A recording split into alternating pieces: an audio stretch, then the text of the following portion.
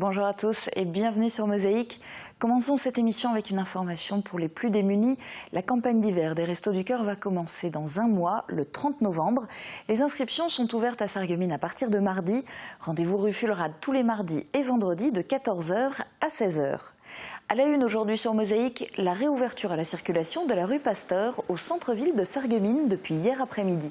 Elle a complètement changé d'aspect et paraît beaucoup plus claire, alors même que les décorations de Noël qui sont déjà en place ne sont pas encore allumées. Attention, comme dans le reste des espaces partagés, la vitesse est limitée à 20 km/h. Des travaux de finition sont en cours, notamment pour la création des places de stationnement qui seront elles aussi gratuites, mais limitées à 30 minutes, disque bleu réglementaire à l'appui. Par ailleurs, 3 emplacements sont réservés au stationnement 10 minutes. Notez aussi que le feu tricolore à l'angle de la rue de la Chapelle et de la rue Poincaré a été supprimé pour laisser la place à une priorité à droite. Pour la suite de l'émission, voici le sommaire complet. Avec l'agglo, plus belle la vie. Au programme aujourd'hui sur Mosaïque, les missions intérimaires contribuent à faire baisser le taux de chômage en Lorraine.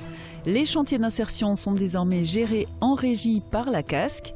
Les maires de l'arrondissement de Sarreguemines sont confrontés aux baisses de dotation. C'était le point principal à l'ordre du jour de leur assemblée générale. 81 écoliers et de nouveaux locaux pour le regroupement scolaire Étain-Schmidt-Villers. Une inauguration sans Calhausen et Aachen qui n'ont pas souhaité intégrer ce regroupement. L'avenir du handball de Champagne et de Lorraine en stage à Sarreguemines. Les jeunes s'entraînent toute cette semaine. Au boulot, Nicole Keppel est la plus ancienne fleuriste de Sarreguemines. Halloween ouf plate, c'est le thème de cette semaine des 4 joyeux lurons de plate-bande. Et enfin, Sandrine Serbino vous dévoilera ses bons plans et idées de sortie. Les caisses automatiques, c'est de plus en plus courant dans les grandes surfaces. À Sarreguemines, Mosaïque avait filmé à Cora au moment de la mise en fonction des toutes premières caisses automatiques. C'était le 29 octobre 2007. Replay. Le saviez-vous? Le cloud est gratuit pour l'éducation, en prime avec le leader mondial du logiciel, Microsoft. Pour les pros, la solution c'est le cloud ID Réseau. Veuillez scanner votre premier article et placez-le sur le plateau. Une voix de femme sort d'un écran pour guider le consommateur. Ainsi sont faites les 4 nouvelles caisses automatiques au Cora. En 3 étapes, le client peut régler soi-même ses courses. D'abord, il scanne ses produits. Ensuite, il les pose sur un plateau. Enfin, dernière étape, il règle sa facture, soit par carte bancaire, soit en espèces. Ces caisses en libre service sont toujours réservées à un nombre limité d'articles achetés. Elles ne sont donc pas accessibles aux clients qui ont un chariot bien rempli. Des bonnes nouvelles côté météo, voici les prévisions pour demain présentées par Sandrine Serbino. Près de 4% des accidents du quotidien ont pour origine le bricolage. Assurance accident de la vie, la sécurité par tous les temps. Bonjour tout le monde, pour demain, dernière journée nuageuse avant le beau temps. La matinée débutera sous le brouillard, mais elle finira par se dissiper pour laisser apparaître des éclaircies l'après-midi. Côté température, les minimales iront de 2 à 6 degrés, les maximales de 12 à 15 degrés. Demain vendredi 30 octobre, nous fêtons les bienvenus. Le soleil nous accompagnera de 7h16 à 17h14. Et tout de suite, retrouvez notre séquence en caméra embarquée où vous risquez d'être un petit peu secoué. Regardez.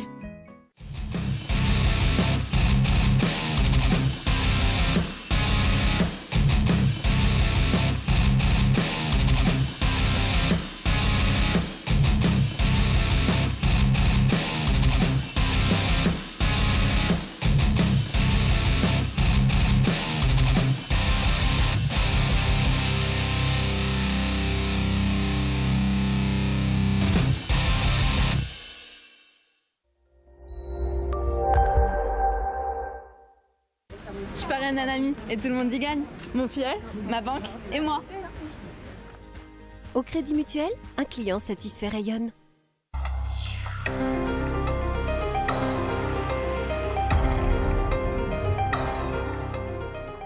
Pas vraiment d'avancée du côté du pacte 2020 voulu par la direction de Smart. Une réunion pour la signature de l'accord s'est tenue hier avec les syndicats. CFE-CGC et CFTC ont signé. Mais les deux syndicats majoritaires CGT et CFDT vont exercer, comme annoncé, leur droit d'opposition, rendant de fait l'accord inapplicable. 23 800 chômeurs de moins en France, c'est le chiffre qui est tombé en début de semaine. Une bonne nouvelle qui est en partie due à une hausse des contrats intérimaires. L'occasion de se rendre dans une agence sarregueminoise qui a ouvert ses portes en janvier dernier et qui compte pas moins de 3000 inscrits. Reportage de Marie Lorenz et Catherine Henrich. La France a réalisé sa plus grosse baisse du taux de chômage depuis 2007. Une diminution visible, notamment chez les jeunes de moins de 26 ans. Cette évolution a été possible en partie grâce à la hausse des missions intérimaires.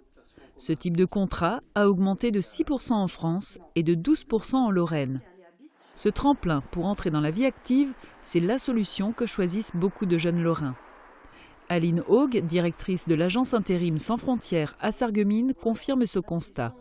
Depuis son installation en janvier, elle compte 3000 inscrits et 70% d'entre eux ont moins de 26 ans. Ces contrats de courte durée sont prisés par les jeunes, en grande partie par les non-diplômés qui ne savent pas vers quelle profession se tourner. Ils ont la possibilité de découvrir plusieurs postes et d'acquérir de l'expérience professionnelle. Pour les entreprises, faire appel à des intérimaires représente également des avantages. C'est un gain de temps pour recruter une personne dans l'urgence et cela n'augmente pas leur masse salariale. La création des CDI intérimaires en 2014 a encore du mal à se concrétiser, mais pourrait s'étendre à l'avenir. Aline Haug se concentre aujourd'hui sur le sujet pour proposer aux jeunes ces contrats. Concrètement, un CDI intérimaire oblige à accepter les missions proposées, mais permet une sécurité de l'emploi. Le signataire touche le SMIC entre deux missions intérimaires. On vous en parlait déjà la semaine dernière sur Mosaïque. Les chantiers d'insertion sont un moyen de réinsérer des chômeurs en difficulté dans le monde du travail. L'an dernier, c'est un point qui avait fait débat en conseil communautaire. La CASC avait finalement décidé de se passer des services de l'association Culture et Liberté, à qui elle versait une aide annuelle de 90 000 €, et de reprendre les chantiers d'insertion en régie. Depuis le 1er septembre, après une année de veille, les chantiers d'insertion de la CASC sont à nouveau actifs. Reportage de Marianne Gabriel. Ils sont 13 pour le moment à bénéficier des ateliers et chantiers d'insertion rouverts depuis le 1er septembre 2015. Parmi eux, 2 proviennent des anciens chantiers d'insertion menés par Culture et Liberté. La CASC s'était engagée à les reprendre. Elle gère à présent en régie directe la mission qui incombait auparavant à Culture et Liberté et garde ainsi l'entière maîtrise sur le fonctionnement de ce service, autant dans sa dimension sociale que financière. Le fait de travailler en régie permet d'avoir une possibilité d'intervention sur le fonctionnement même de l'équipe, parce que c'est là où c'est compliqué. Il faut que ça marche et que ça marche bien. La CASC a obtenu l'agrément de la Directe pour accueillir jusqu'à 20 personnes en grande difficulté. Elles sont embauchées par la communauté d'agglomération en contrat à durée déterminée d'insertion et encadrées par 2 tuteurs techniques et une tutrice. L'esprit du chantier d'insertion, ce n'est pas de les occuper pendant 10 ans. On va leur offrir des possibilités de se former également. Ça aussi, c'est un avantage au niveau de la régie, puisque c'est nous qui faisons les choix, c'est nous qui les soutenons, c'est nous qui les orientons avec les tuteurs. Pour rompre définitivement avec l'ancienne image des chantiers d'insertion, la communauté d'agglomération de Sarreguemines baptise ce nouveau service Confluence Service. Et pour se sentir dans l'environnement professionnel, les premiers salariés des chantiers se sont aménagés leur QG, un local situé sur l'ancien site Piron. Donc, le premier travail, avant de penser même aux tâches à leur confier, c'est de leur inculquer de nouveau une forme de rythme, ce que sont les contraintes quand on est en univers de travail, qui sont des préalables, j'allais dire, non négociables pour une insertion qui pourrait être réussie après. Parce que le passage en régie des chantiers d'insertion est une volonté politique forte d'afficher en marge du développement économique le problème de l'emploi, souligne Jean-Claude Cunat. C'est aussi un service gratuit rendu aux communes qui vont s'inscrire sur liste d'attente et proposer un certain nombre de chantiers dans le domaine de l'environnement et des espaces verts et celui des travaux de seconde œuvre du bâtiment. Donc pour les communes, bien sûr, la main-d'œuvre sera fournie, puisqu'elle est à la charge de la communauté d'agglo. Par contre, tout ce qui est consommable, par exemple de la peinture, etc., ça restera bien sûr à la charge de la collectivité. La Directe participe au fonctionnement des chantiers d'insertion. Une aide de 73 545 € est versée pour la période de septembre à décembre. Pour la communauté d'agglomération qui versait annuellement 90 000 € à Culture et Liberté, l'opération financière est neutre. Ça revient pratiquement au même. Les maires aussi sont touchés par la crise. Compte tenu des baisses de dotation, les communes ont moins de ressources financières, ce qui impacte leurs investissements. C'est l'un des points que les maires de l'arrondissement de Sarreguemines ont abordé lors de leur assemblée générale. Reportage de Guillaume Dumonteil. Pouvoir nous aider. Tout d'abord, un sujet qui plaît. Les membres de l'Amicale des maires qui ont participé au voyage à Saint-Pétersbourg en sont revenus enchantés. La ville fondée par Pierre le Grand leur a plu et ce n'est pas tous les ans que l'on a l'occasion de se rendre sur les rives de la mer Baltique. Inversement, Paris est une destination moins exotique et les maires de l'arrondissement de Sarreguemines ont davantage l'occasion d'y aller. Chaque année notamment pour le congrès réunissant les premiers magistrats de l'ensemble des communes de France. En 2015, il se déroulera du 16 au 29 novembre et il y a fort à parier que ce rendez-vous ne permettra pas aux élus d'oublier leurs soucis. Les maires sont confrontés aux baisses de dotation de l'État et ne peuvent pas ainsi effectuer dans leur commune toutes les actions qu'ils souhaiteraient réaliser. Par effet domino, cette diminution a un impact négatif sur l'économie. On peut toujours vivre sans faire d'investissement économique, parce qu'on a vécu avant de continuer de vivre. Mais les entreprises, quand on contacte les entreprises, qu'on a dans le secteur, surtout les entreprises de travail public, et même dans d'autres domaines, ces entreprises, ils n'ont plus de marché. Tous s'accordent sur la nécessité de faire des efforts pour réduire le déficit public, mais l'ampleur des diminutions financières demandées aux communes entraîne des discussions. Par contre, la dotation d'équipement des territoires ruraux a augmenté, a indiqué le sous-préfet. Ce dernier a d'ailleurs invité les maires de l'arrondissement à discuter avec lui s'ils se posent des questions au sujet du redécoupage territorial. L'assainissement est déjà pris en charge à ça. Mais les maires ne sont pas toujours d'accord. À Étain, ils n'étaient pas tous sur la même longueur d'onde. Du coup, l'école qui vient d'être inaugurée dans la commune est certes un regroupement scolaire, mais seulement entre Étain et Schmidwiller. Explication dans ce reportage de Francis Hoffman. Les curés l'ont fait en créant la communauté des paroisses AEKS. L'exemple n'a pas inspiré les maires de Arren, Étain, Calhausen et Schmidwiller. Le regroupement intercommunal des écoles, projet cher à l'ancien maire de Étain, s'est heurté au refus des maires de Calhausen et d'Arren qui estiment qu'une école joue un rôle social primordial dans la vie d'un village. Ça n'a pas abouti, c'est la loi de la démocratie, donc maintenant tâchons de mettre en œuvre ce que nous avons convenu avec la commune de Schmidwiller. Étain a finalement lancé un important chantier de regroupement et de développement des écoles sur sa localité. Nous avons accompagné la construction de cette école comme si c'était notre propre maison. Alors cette décision, c'est celle de l'équipe municipale précédente qui en 2012 a décidé de réaliser le regroupement scolaire ici de manière excentrée aux abords du foyer et du terrain de sport. L'objectif principal, c'est de désenclaver quand même l'école qui est située au centre du village et dont la desserte par bus avec notre regroupement de Schmidwiller présente certains risques et dangers. Situé à l'extérieur du village, près du foyer socio-culturel, le nouveau bâtiment est magnifique. Coût des travaux, 860 000 €, subventionné à hauteur de 56 %. C'était en fait notre premier projet à mener au début de mandat, donc ce n'est pas facile.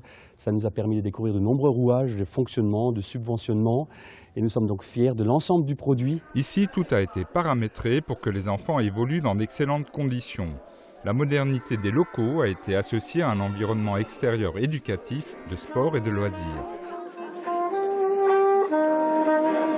L'école maternelle sera partagée avec les enfants de Schmidwiller, qui s'est rallié au projet en participant financièrement aux intérêts de l'emprunt. Beaucoup de fierté pour ce premier grand chantier du mandat. Maires et adjoints ont retroussé leurs manches pour faire face à quelques imprévus. C'est la municipalité tout entière qui s'est retroussé les manches. Dans cette école n'étaient pas prévues des installations pour accueillir le périscolaire. Et nous avons donc en cours de chantier modifié les plans, cassé même des murs à un moment donné, de manière à pouvoir y installer un local périscolaire et une cantine. Reste à voir si toute cette installation continuera de fonctionner dans son intégralité. Une fermeture vient d'être évitée de justesse cette année. Et que les écoliers soient rassurés, en tout cas à court terme, le maire l'a promis aux enfants, le Saint-Nicolas a bien été destinataire de la nouvelle adresse de l'école maternelle d'Étain. Même pendant les vacances scolaires, les enfants font du sport. Exemple à Sarreguemines, au gymnase du lycée Henri Nominé. Ce n'est qu'un stage de préparation, mais qui est pris très au sérieux par les athlètes qui y participent. Les équipes de Lorraine et de Champagne-Ardenne, des joueuses et joueurs nés en 2001, se sont rassemblés pour préparer les interligues. Au programme, entraînement et matchs amicaux. Thomas Drouin les a filmés. Ils sont 80, ils sont nés en 2001, ils viennent de Lorraine et de Champagne-Ardenne et représenteront leurs régions respectives lors de la compétition appelée Interligue, mettant aux prises les différentes ligues de France et plus particulièrement du Grand Est pour le premier tour qu'auront à franchir ces deux sélections. Pendant 3 matinées et 3 après-midi, les joueuses et joueurs sélectionnés enchaînent les entraînements. Au programme aussi des matchs amicaux entre les équipes des deux ligues. L'an dernier, ce stage en coopération s'était déroulé en Champagne-Ardenne. Cette année, c'est donc la Lorraine qui accueille. Tous les jeunes athlètes s'évertuent à accumuler un maximum d'expérience au cours de ce stage, avant la compétition qui aura lieu, elle, au mois de février. Sport toujours, ce sont peut-être les Zinedine Zidane ou les Marinette Pichon de demain qui ont chaussé les crampons sur le terrain du FC Frauenberg. Sous la forme de petits matchs et d'une course d'adresse chronométrée, les jeunes pousses de 6 équipes du secteur se sont rencontrés et c'était bien sûr sous l'objectif de la caméra de Mosaïque. Ils sont hauts comme 3 pommes, mais sur un terrain de football, il faudrait plutôt dire hauts comme 3 ballons, de foot naturellement. 6 équipes de la catégorie U7, les plus jeunes footballeurs, se sont rencontrés au cours d'un mini-championnat. Toutefois, pendant les matchs de 8 minutes chacun, les buts ne sont pas décomptés. Il n'y a donc pas de victoire ou de défaite et pas de classement à la fin.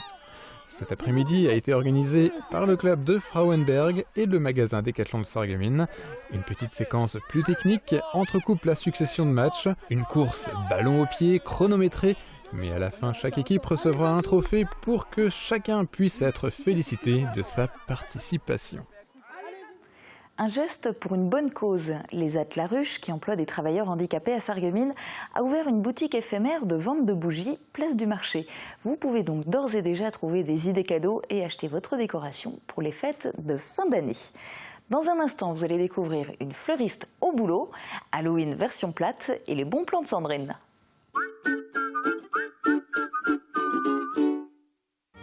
Naturellement en bonne santé. Pour retrouver les saveurs des produits bio de qualité, se régaler et être en bonne santé, il n'y a qu'une seule adresse. Santé Crépy, La Vie Claire, au 5A rue des Ormes à Sarreguemines. La Vie Claire, le bio est dans ma nature. Pour un déguisement d'enfer, Festivité à Sarreguemines. Pour Halloween, Festivité vous propose un grand choix de costumes, de décorations et d'accessoires indispensables. Festivité déguise aussi vos yeux avec des lentilles fantaisie. Festivité, zone commerciale de Sarreguemines, derrière Jouet Club. Festivité vous souhaite un terrible Halloween. Festivité, Festivité, des idées toutes faites.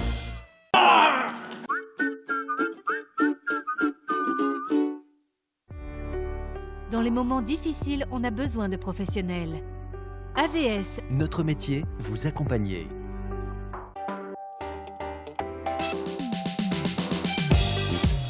Une semaine en Lorraine, le magazine d'information de vos télés locales fait le tour de l'actualité de la région. Un homme à la tronçonneuse, non pas dans les bois ni pour Halloween, mais pour sculpter et surtout nous émerveiller.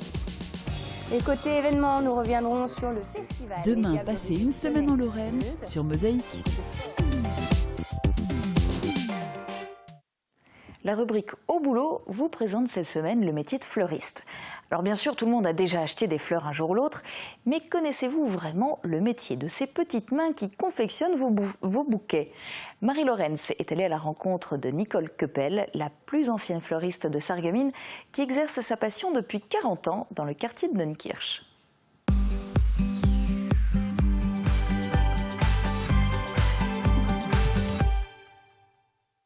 Je m'appelle Nicole et je suis fleuriste.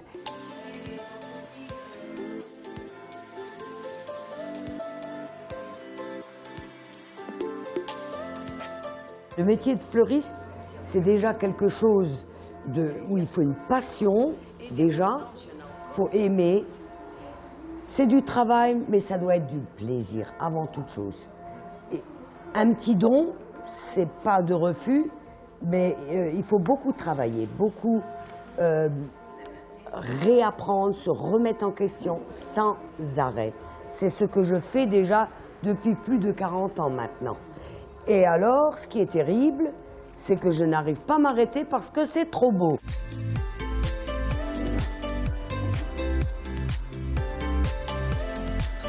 Il faut avoir un bon nez déjà pour les achats. Il faut savoir gérer. Et encore plus qu'avant, maintenant, la gestion, c'est très très très important. Une semaine, vous pouvez faire une bonne semaine. La semaine d'après, c'est flagada. Donc, il faut faire très attention aux achats.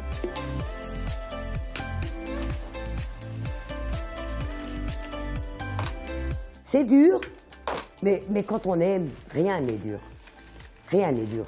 Quand on aime, on ne compte pas dans l'absolu, la fatigue, tout ça. C'est rien. Moi, le matin, quand je vais au travail, je vais au bonheur, quoi. Je n'ai pas rêvé ma vie. J'ai vécu mon rêve. C'est pas pareil. C'est pas du tout pareil. Attention, plate-bande se met au diapason d'Halloween. Squelettes, monstres et vampires, méfiez-vous, Martine et Suzanne dégainent leur baguette magique. Avec Virch Menuiserie, votre maison devient tendance.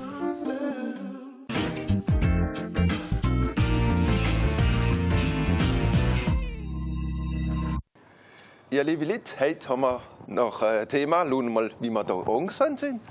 All in schwarz. Warum? Das ist Halloween. In ein paar Tagen. Ja, in ein paar Tagen. Und Halloween, das ist ja ein Fest, das feiert man noch gar nicht so lange. Sagen wir mal in Frankreich. Aber man kennt schon ein bisschen davon, weil früher hat es in Bretagne zum Beispiel schon gefeiert worden. Und auch in Lothringen. Ich weiß, als Kind haben wir schon die Gräber ausgeheilt und Kerzen hingesteckt. Du möchtest Rummel jetzt, ne? Ja, wir sind aber die Gräber dazu. Ja, da hast du richtig, das stimmt, was du sagst. Das ist so vom 15. Jahrhundert bis 20. Jahrhundert haben sie so bei Allerheilige das ausgemacht. Und Finistère zum Beispiel, da haben sie viel Rummel gehabt. Und da bei uns, also zum Beispiel im Niedland oder auch im Saarland, haben sie das genannt Rummelbutzenat, la nuit des betteraves grimaçantes, gell? Ja. Halloween. Und wenn ich unsere zwei Hexen da gesehen, mein lieber Mann, da kriege ich richtig und hallo mal, oh lala, da fehlen nur noch die Zähne. Da haben wir den Kindern so Angst gemacht, ja, ja. Martin. Und die Kinder, und diese Nacht, und die Halloween-Nacht, gehen ja die von Haus zu Haus, von Bonbons zu kriegen, aber sie müssen gekleidet sein, gell. Da war auch einer, der ist klingeln gegangen an ein Haus, und was die gesehen in Rocky, der Rocky. Und dann kommt eine ältere Frau raus und sagt, oh, bist du nett, komm, ich gebe dir eine Handvoll Bonbons, gell. Und er sagt, merci, merci, aber ganz froh. 10 Minuten später klingelt es wieder und das ist bei derselben Frau, gell? Wieder derselbe Junge da in Rocky. Und er sagt, ah, du bist aber ganz schlau, aber du warst schon da vor 10 Minuten, gell? Nee, Madame, ich bin jetzt der Rocky 2. Hat ganz Serie gemacht, gell? Aber Sebastian, das mit einer Rummelputze und alles, das ist ja, weil ja der Winter bald kommt und da haben die Leute so, das sind die Kelter, das sind nicht die Römer gewesen. Das kommt von der Kälte, ja. Das mit dem Licht und so. Ne? Und die Kinder haben sich auch Angst gemacht, dass sie nicht an manche Plätze gehen, wie ans Wasser, dass sie nicht in ein Loch gehen und so. Ja. Und die immer die Kinder ein bisschen Angst gemacht, gell? Ja. Und so komische Lied laufen da rum, ja, gell? Da laufen Skelette rum, zum Beispiel, was hat ein Skelett zum Corbière, wenn er durchfährt, der Leiche wohnt? Taxi! Und Vampir sieht man da immer so mit so schwarzer Kappe an und so, gell? Dracula. Und Phantome. Da war auch im Schluss, der Guide hat eine Führung gemacht, gell? Da, dem Schluss hat eine Visite und dann sagt eine Frau, oh je, ich schon Angst, gell? Ich schon gehört, in dem Schluss da gibt es Gespenster, Phantome, Gäste, gell? Und dann sagt der Guide, sagt, keine Angst, Madame, ich wohne jetzt schon 300 Jahre da. Ich habe noch keiner getroffen. Ja, und das mit den Vampiren, weißt du, die bissen doch. Da ist einer heimgekommen, voll wie Rupp. Dann sagt sie die Frau, nun, die Bibchen haben doch schon gesagt, musst doch nicht immer die Alkoholiker bissen. Und die Hexe, gell, die weißt, die sind immer so charmant. Und da ist mal eine gewesen, die hat 3 Männer getroffen. Und auf dem Schilder, da hat sie ein Papagei gehabt. Dann sagt sie zu dem Ende, wenn ihr mir sagt, was ich da auf der Schilder habe, verspreche ich euch eine schöne Liebesmacht. Dann sagt er, ein Schildkrott. Dann sagt er, gut, Fee ist Fee, ich nehme es an, fahr das mal. Ja, Bertrand, wenn ich unsere 2 Hexen da gesehen, ich habe nur Angst, dass keiner von uns da ein Song kriegt. Ja. Ich gehe mal rüber. Wir gehen an den Bertrand. Wir gehen jetzt ein bisschen Hexen mit dem, ja. Also was machen wir? Hokus Pokus Filibus! Oh. Aber Bertrand! Oh je. Es hat geklappt. Oh je, unsere 2 Hexen. Also, ihr gute Lied, wir sehen uns wieder die nächste Woche und da reden wir von Martinstag, gell? Bis die nächste Woche. Et Halloween fait bien sûr partie des idées de sortie qui vous sont proposées par Sandrine Servino. Je vous laisse en sa compagnie. Très bonne journée à tous et bon week-end. Au club Bouygues de Sarreguemines, Forbach et Saint-Avold, vous profitez du plus grand réseau 4G de France, de la puissance de la fibre et d'un large choix de téléphones portables. Bonjour à tous, je suis ravie de vous retrouver aujourd'hui pour faire le point avec vous des sorties pour ce week-end. Et vous l'aurez remarqué, je suis aujourd'hui à la médiathèque de Sarreguemines. Pourquoi ? Eh bien tout simplement pour vous rappeler qu'il y a plein de choses qui se passent aussi ici, à commencer par ce week-end. Le saviez-vous ? Une médiathèque n'est pas que fait pour les amateurs de livres, c'est aussi l'endroit propice pour les geeks. Et ce week-end, un quiz est organisé spécialement pour eux, le quiz Olin Geek. Science-fiction, fantastique, comédie, séries, jeux vidéo, vous pensez être incollable ? Eh bien venez vous tester. Le rendez-vous est donné de 14h à 17h, ici même à la médiathèque. Vous préférez des animations pour les tout-petits ? Eh bien l'adresse reste la même. Mercredi prochain, un spectacle pour enfants aura lieu à la médiathèque. Il s'appelle « Les enfants des fontaines » et sensibilise les enfants à l'importance de l'eau. Il est adapté pour les enfants de 0 à 5 ans et sera présenté mercredi 4 novembre à 10h30. Pensez par contre à vous inscrire auprès de la médiathèque. Une dernière sortie à faire à la médiathèque dans l'air du temps, une soirée Halloween pleine de surprises et de frissons. On vous attend vendredi de 18h à 21h. Et si déjà on est dans le thème petite piqûre de rappel pour ceux qui n'ont pas regardé les sorties de la semaine dernière, c'est pas bien. La balade déguisée organisée à Sarralbe par l'association Créanu. Au programme lecture de contes et histoire d'horreur, balade dans les rues sombres de Sarralbe et pour finir, un lâcher de lanterne. Idée de sortie à présent pour ceux qui aiment s'organiser à l'avance. Pour la semaine prochaine, au Cinéma Forum de Sarreguemines, l'Université Populaire vous propose la projection du film Une enfance en présence du réalisateur Philippe Claudel pour un débat à l'issue de la projection. Elle aura lieu le vendredi 6 novembre à 20h. Si je vous dis Julien Courbet, vous pensez forcément au présentateur télé. Mais savez-vous qu'il présente en ce moment un one-man show ? Eh bien, pour les découvrir en chair et en os, rendez-vous au théâtre de la médiathèque de Frémin-Merlebach le 7 novembre à 20h. Tour d'horizon des sorties du côté du Pays de Bitche. Pour les amateurs de vin et d'art, j'ai trouvé la sortie qui allie les deux.